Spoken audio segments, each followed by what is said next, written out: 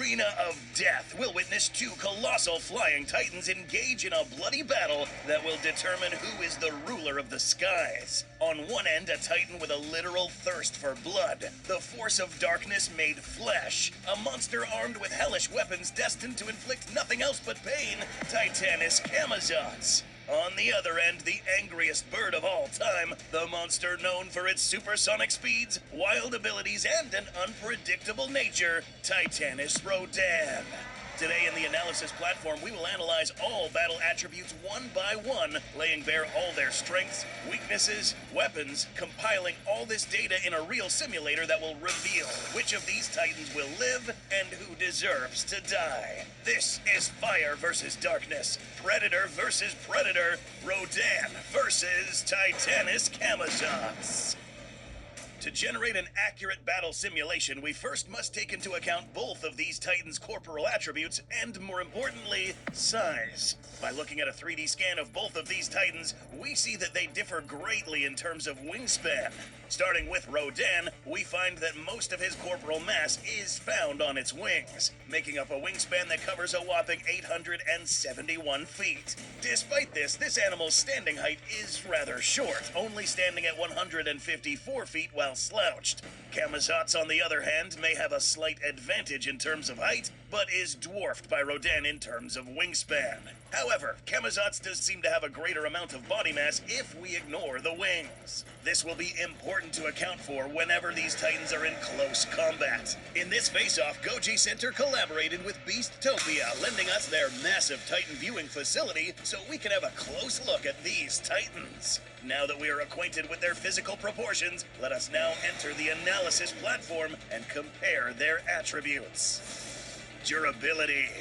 How much damage can these titans sustain, and how well are their bodies built to withstand punishment? Something important to note about Rodan is that it is of biovolcanic nature, meaning that its biology has many common denominators with volcanic attributes. The best example of this being its outer layer of armor, which is made up of hardened magma, a result of its many years in hibernation inside volcanoes. This thick layer of rock is seen to be quite resistant to shock and blast weapons such as high-caliber projectiles, missiles, and almost immune to superheated weaponry.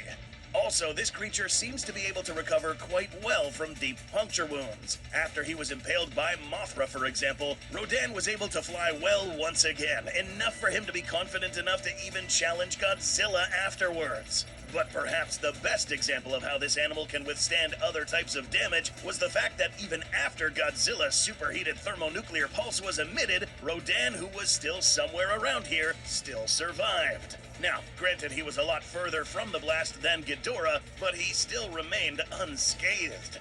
Camazotz, on the other hand, also possesses armor as well, except it's composed differently. From what we can see here, our best guess is that this plate armor must have been composed of some chitinous or keratin-like material. Lightweight enough for Camazotz to fly, but resistant enough to withstand heavy blows from titans such as Kong. Furthermore, this animal also has thick layers of fur in key areas on its back and around the neck, almost similar to a lion's mane, which in many cases serves as a buffer to guard its neck against attacks. Although its body is resistant to heavy blows, its wings are a different story. There is a clear visual indication that suggests that Camazotz's wings are prone to tearing. These leathery wings, for instance, have already sustained damage before, remained functional, but are not too far away from being too damaged to be used for flight. If these, for whatever reason, are damaged further, too much air will pass through these gaps, making flight a lot more difficult. Especially since this animal's proportions already make it difficult for this animal to sustain flight. Both animals' body armor is strong, but since hair and leather are more prone to catching on fire, and taking into account Rodan's biovolcanic nature, Rodan takes an edge when it comes to overall corporal durability. Overall speed. It is only natural to automatically assume that two airborne creatures are already very fast when it comes to speed. But in this battle, getting from point A to point B faster than your opponent can potentially be vital. Perhaps the most widely known attribute of Titanus Rodan is its ability to fly at supersonic speeds, a lot faster than the speed of sound. This velocity goes as far as triggering a phenomenon known as a cyclonic drift stream. As Rodan makes its way past a certain area, the air currents around him are manipulated greatly by his gigantic mass breaking through the air, the result being a devastating shockwave that is caused while he's traveling at top speed. This would cause heavy turbulence and destruction to any landform or space around him, not only making his flying speed a useful ability, but also a potential weapon. By looking at the opponent's build, there are many clues that give us a good idea as to how fast this animal can fly, and it's unfortunately not optimal in comparison to Rodan. Why? The evidence can be found on its wings. Two things. Because of the rough leathery texture on its wings, holes, and spikes, this will create a detrimental effect known as drag, which inhibits this animal from reaching supersonic speeds, much less anything close to Rodan. In addition to that, this animal's fur and overall shape would also cause this animal to slow down, in contrast to Rodan's build, which easily cuts through the air, allowing him to travel much faster. Camazotz, however, is a confident navigator through the air given its echolocation, but flight alone won't win you this fight. In terms of overall speed, one Titan holds a clear edge thanks to its more appropriate build, and that is Titanus Rodan. This thing? It's what's going on inside of me. It's my moderate to severe ulcer. Maneuverability. Moving fast is one thing, but moving effectively and with purpose may prove even more important. This attribute basically determines how well a creature moves its body or how agile it is during combat. Rodan has one maneuver in particular that we'd like to focus on: the barrel roll. This is usually done in midair, rotating its body 360 degrees repeatedly while leveraging its massive wingspan to create a wide kill zone. Anything impacting these superheated hardened wings would get hit violently, turning this maneuver into yet another weapon. Rodan has also been seen to be able to easily move itself in all three axes: up, down, sideways, backwards, without compromising its balance. Moving in this fashion while being a massive Titan will most definitely prove helpful in difficult terrain. More on this later. We've only seen camazotz in action in a graphic novel, so determining its agility will be quite difficult, making us resort to different clues. 2 to be exact. The developers of this monster mentioned that this creature is a bat titan, meaning that they share many attributes with their real-life counterparts, one being their shortened wings. Now, this may look like a disadvantage, and it is in terms of speed, but having shorter and wider wings allows the creature to stop quickly in midair and make quick turns. Bats don't really have tails, but this one does. Tails serve as a directional aid on most ground animals. Camazotz would use this long tail to further help it maneuver, but not only that, this tail can also be used as a weapon. But to use it effectively, Camazotz must first position its body accurately in order to use it. This, in turn, tells us that this Titan knows how to move around, make quick turns, and position himself accurately in order to deploy its weapons. Both Titans in this case leverage their distinct maneuverability to inflict damage. For this reason, both Rodan and Camazotz will stand equal when it comes to this attribute. Moving around better than your opponent is good for combat only if terrain benefits you. Now is an appropriate time to figure out where exactly this battle is most likely to take place. Terrain adaptability. As our battle stats begin to take form in our analysis platform, we need to start figuring out where this fight has a higher chance of happening and who will have the edge. Something to note about Camazotz is that this is a Titan that absolutely hates the sun, meaning that Rodan will most likely not run into Camazotz under very well-lit conditions. Rodan does not seem to be bothered by too much light or too much darkness, but since Camazotz really won't be found unless he's in darkness or dim environments, this restricts the battleground to some specific areas. A plausible battleground for these two to encounter each other on would potentially be in one of the open cavernous pockets leading to the hollow earth. It is known that both Titanus Camazotz and Rodan are no strangers to these sorts of settings. Rodan being a Titan that is accustomed to crawling through volcanic vents, and Camazotz being a Titan that dwells in large cavernous locations leading to the hollow earth. That is, any dark areas found in this biome. So, in our battle simulation, Rodan will likely run into Camazotz while traveling through old volcanic vents, leading to a more ample air pocket near the center of the Earth. But the main question, which of these titans will have the edge in this specific battleground? Although Rodan and Camazotz both stood equal in maneuverability, we must also again mention that Camazotz relies heavily on an ability known as echolocation. This animal can emit pulses to the surrounding area, which then bounce back and compile into a three-dimensional visible space in his brain, allowing him to see clearly even in complete darkness. Also, it is no coincidence that this guy has shorter wings. Having a smaller wingspan will allow it to move more freely in certain tight spaces, which is useful since these wings are considerably less durable than Rodan and will do a better job at avoiding obstacles that could further damage its wings. Because these two titans will have a higher chance of encountering each other in this location, and because Camazotz is well adapted for this sort of terrain, Titanus Camazotz will now snatch a critical edge when it comes to battle terrain. Stamina. This category will determine who can stay in this fight for a longer time, and who would be most likely to tire quickly. Beginning with Titanus Rodan, in King of the Monsters, we were able to take note of the fact that Rodan was pretty much airborne throughout the majority of the film, at least while he was on screen. Beginning from when he took off from the volcano, and only down while he was either defeated or bowing to another kaiju. Within a short span of time, Rodan took off from Isla Damara straight to Washington, D.C., where he and Ghidorah took on the U.S. military. After Madison Russell activated the Orca in Boston, Ghidorah let Rodan hold it down while he left and took care of the Orca situation. Here he encountered Godzilla and Mothra. Rodan would again have to rejoin his Alpha in a very short amount of time and have enough stamina to fight again. After being bested and critically injured, he still apparently had the energy to risk yet another fight against Godzilla. These feats aren't the only evidence that suggests that Rodan had superb stamina. Birds and pterosaur anatomy, which Rodan shared, also work in Rodan's favor.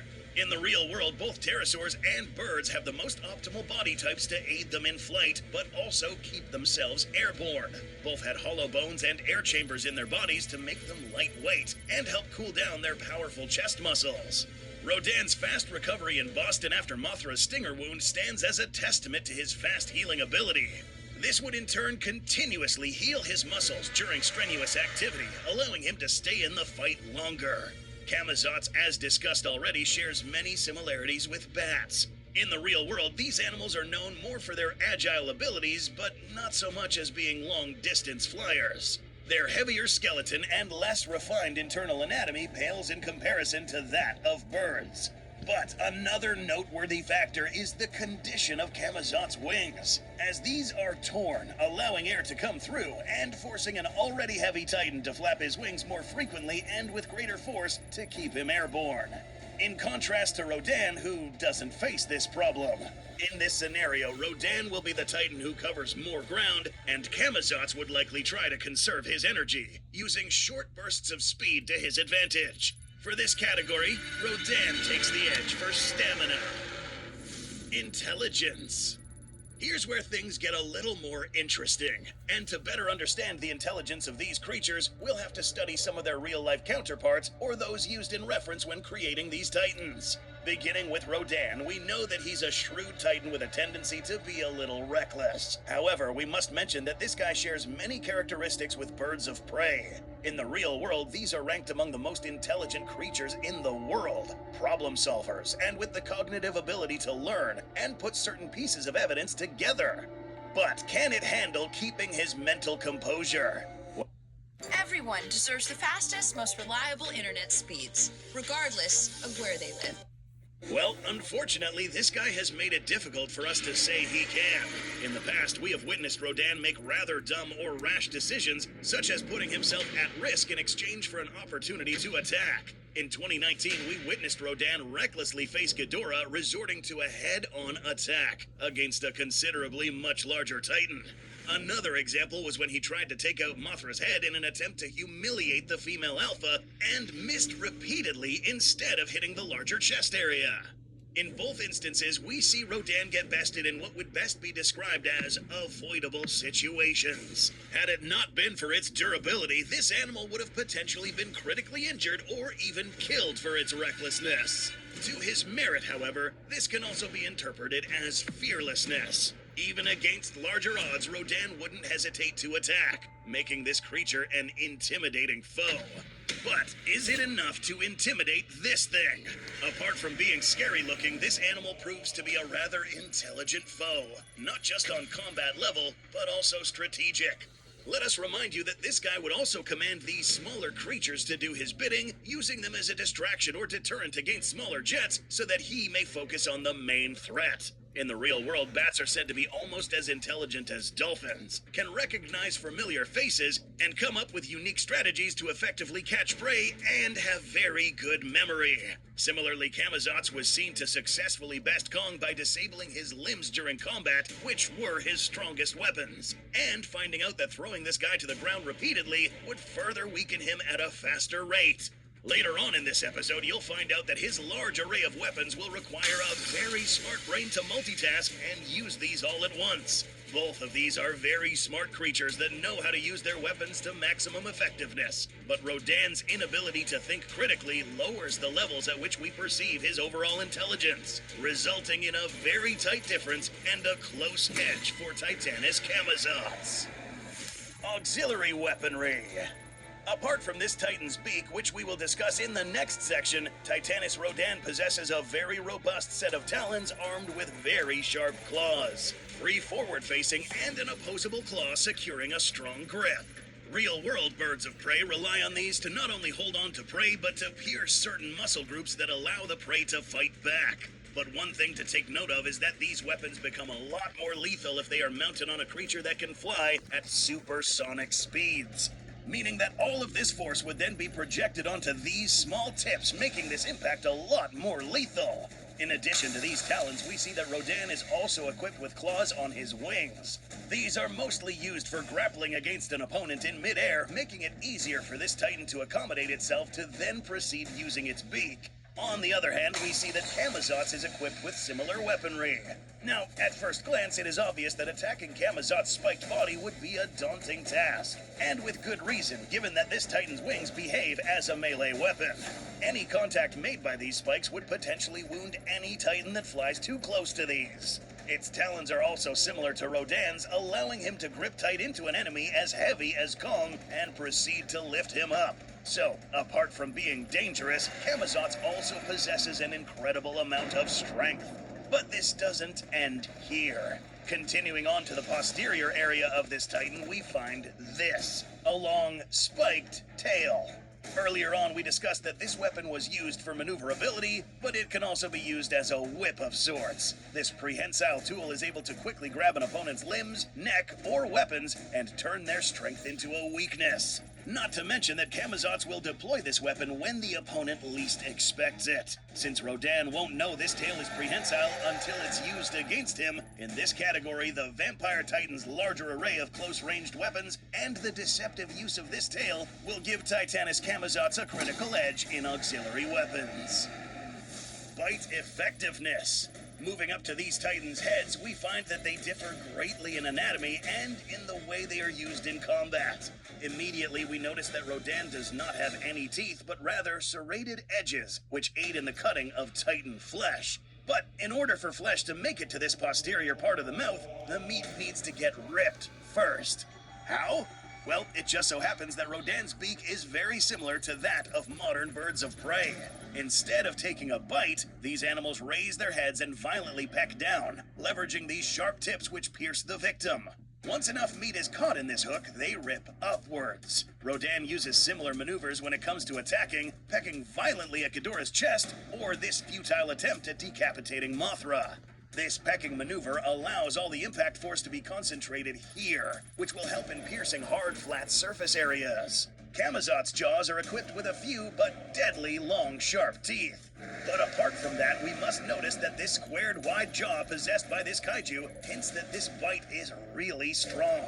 Combine all of this with force and exert it on these few sharp teeth, and we have some serious piercing power. This gets more lethal by the simple fact that Camazotz can open its mouth pretty wide, meaning that it can in fact take out a huge chunk of flesh. Sharp, pointy teeth and a spear-like beak are both more than enough to pierce through armor, but both of these Titans are equipped with some sort of defense against these strong bites. On one end, Rodan's biovolcanic anatomy may come in handy once again, once the exposed gums of camazotz make contact with his fiery flesh, still potentially piercing, but not for long.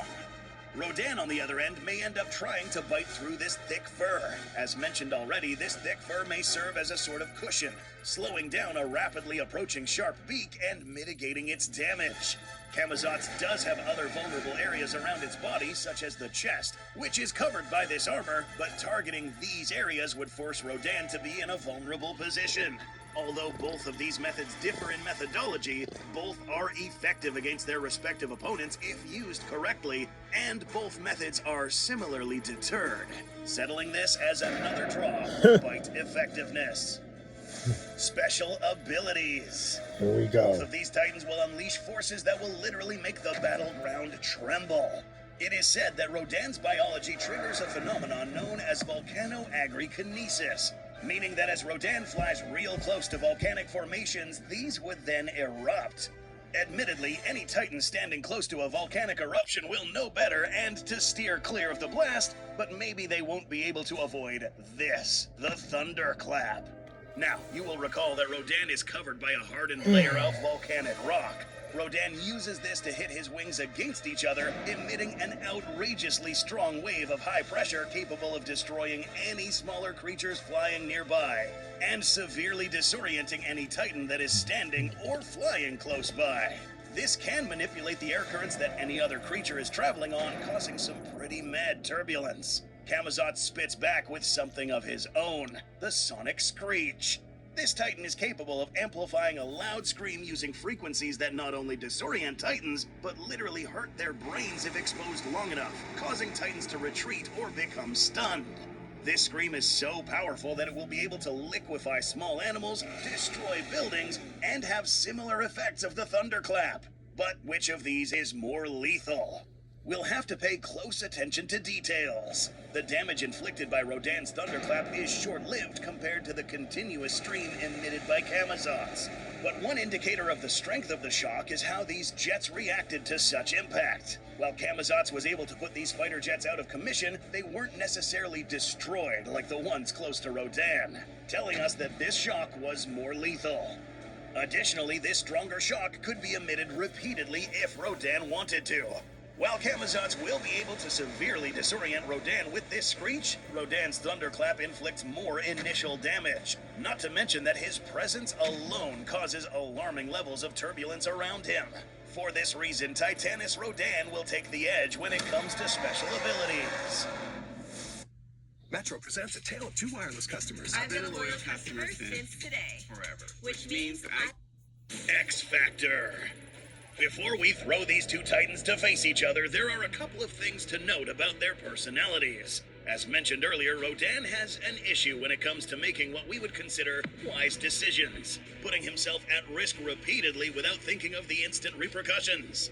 This temperamental titan will once again be at risk of making a decision that could cost it its life. Camazotz, on the other hand, is a titan who is known to fight dirty, resorting to maneuvers and weapons that are not initially visible to the opponent, making him look a bit vulnerable at first, but against a titan who tends to underestimate his enemies and wastes no time to attack, a reserved approach to combat could also cost it its life. In this particular scenario, and for the sake of fairness, camazotz will not be provided with his army of smaller minions. This will in turn allow camazotz to focus fully on his opponent, even though during combat he proves to be a pretty good multitasker.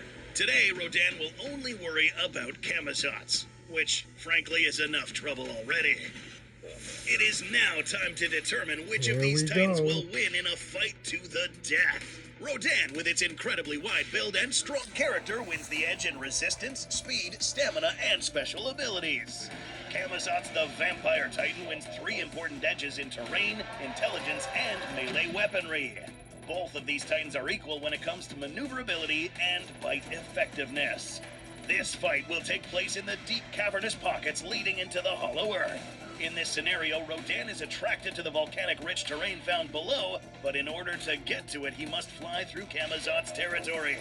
For better visibility for your viewing, the light in this rather dark environment suitable for camazotz will be adjusted for an improved spectator experience. It is now time to fire this simulation. The combatants are ready. Coming up, Titanus Camazotz versus Titanus Rodan.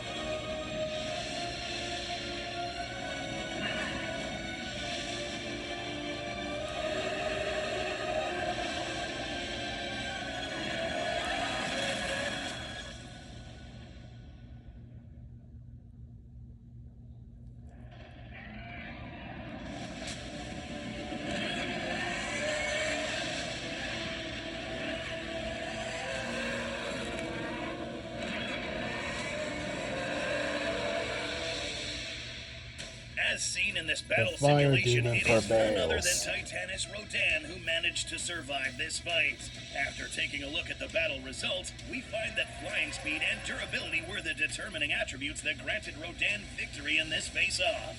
During this, both Titans were able to inflict damage to each other. Camazotz, however, was the one inflicting more hits because of his higher number of weapons at his disposal, except Rodan was able to live through all of this because of its endurance and armor. And even going as far as injuring Camazotz thanks to its biovolcanic nature. But the most important attribute here was speed. A literal flying volcano traveling at twice the speed of sound would inflict nothing other than a fatal impact using the tips of these weapons. Additionally, it was his streamlined shape that allowed it to cut through any resistance emitted by Camazotz's screech. This was in fact a very difficult fight for Rodan, but in the end it was the fire demon who prevailed. It will take something special to defeat the flying magma beast. Special thanks to our team of researchers, animators, and artists that helped bring this episode to life. If you want to support the channel, know who will fight next, and get in on some cool behind the scenes, please join our YouTube memberships. For more info on these videos, go visit gojicenter.com to view fun follow-up info on these fights.